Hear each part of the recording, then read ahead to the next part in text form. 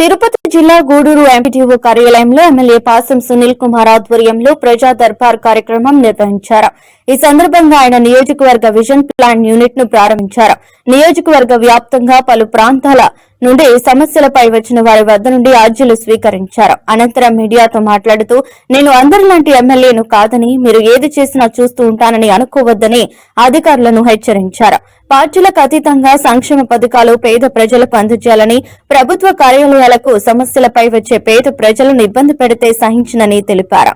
అర్జీదారుల సమస్యలను వారం లోపు పరిష్కరించాలని అధికారులకు సూచించారు.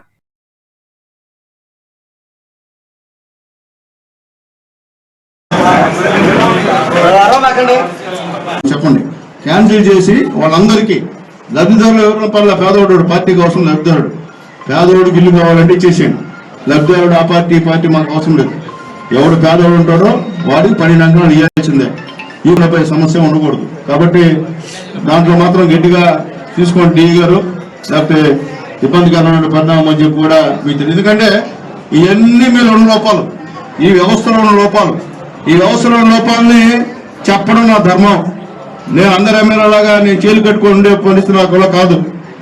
మాకు అంత అవసరం లేదు. మిమ్మల్ని అందరినీ కూడా ఏది కోరి ఇచ్చుకున్నా ఇక్కడ మీరందరూ కోఆపరేట్ చేస్తారని నాకు, అంతేకాని వేరే విధంగా నిలుచుకోవాలా.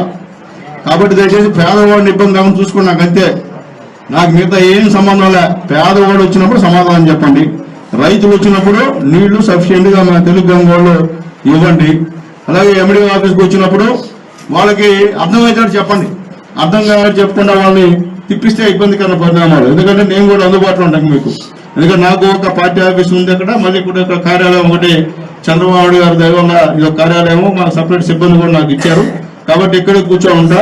పేదవాడు వస్తే మాత్రం ఇబ్బంది పెట్టే కార్యక్రమం చేయొద్దని చెప్పి కూడా ఎండిఓ గారికి, ఎంఆర్ఓ గారికి, మిగతా వాళ్ళకు కూడా తెలియజేస్తున్నాను.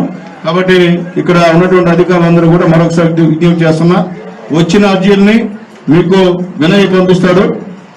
వాటికి 1 వీక్ లోపల సమాధానం మాకైతే ఇవ్వాల్సిన అవసరం ఉందని చెప్పి నేను మీకు ఖచ్చితంగా చెప్తున్నా. పూర్తవుతుంది తప్ప మీరు అట్లా తప్పించుకొని తిరిగితే మాత్రం కార్యక్రమం పూర్తి కాదని చెప్పి నేను తెలియజేస్తున్నా. ఇంకా ఏంటంటే సీరియస్గా ఉంటుంది, అట్లేమీ డౌటే లేదు.